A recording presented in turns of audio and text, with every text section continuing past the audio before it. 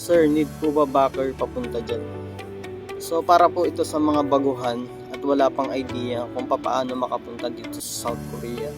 So para sa mga baguhan na hindi pa alam kung ano yung process papuntang South Korea, so wala po tayong backer dito. Ang process po natin is government to government process. All you have to do is to pass the EPS topic exam. Kailangan nyo pong mag-aral unang-una ng Korean language para makarating po kayo dito sa South Korea. Dahil yun po yung requirements para makarating ka dito sa South Korea. Kailangan mong maipasa yung exam sa DMW.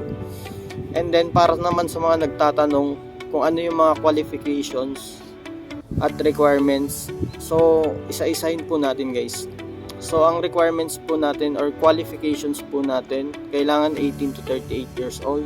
Pwede dito single, pwedeng married, college graduate, undergraduate, or kahit sabihin na natin hindi ka nakapagtapos ng pag-aaral. So ang maganda pa dito guys, wala pong height and weight qualifications. Walang discrimination dito sa South Korea, mapababae, lalaki, bakla, tomboy, single mom, single dad, pwede po kayo mag-apply.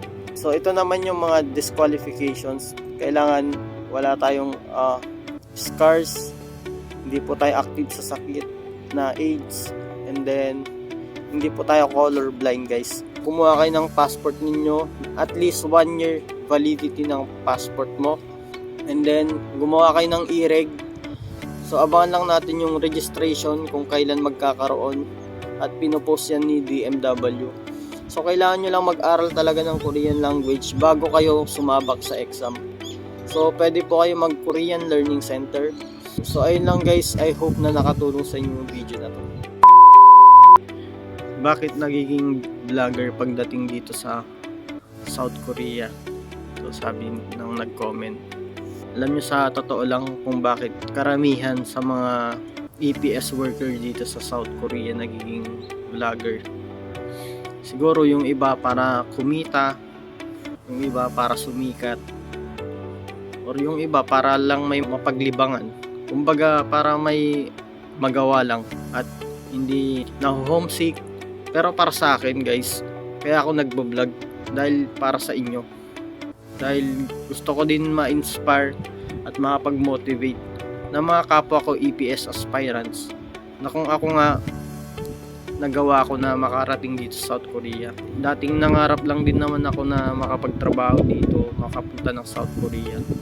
Ngayon nandito na ako. Dating nanonood lang ako ng mga video ng mga nagbo-vlog dito sa South Korea. Ngayon nandito na ako.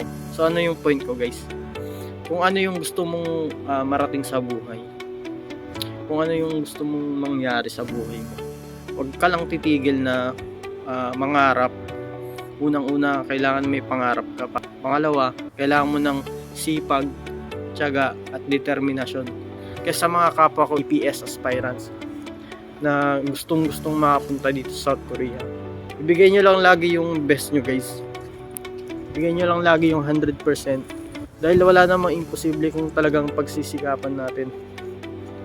Katulad ko, talagang naging focus lang talaga ako sa aking pag-aaral. Binigay ko yung best ko, and then yun, nag-aral ako mabuti dahil gusto ko makarating dito sa South Korea guys. So yun lang, kung gusto mong makapunta dito sa South Korea, sipagan mo lang palagi, walang imposible. Yun lang, maraming salamat. Annyeong.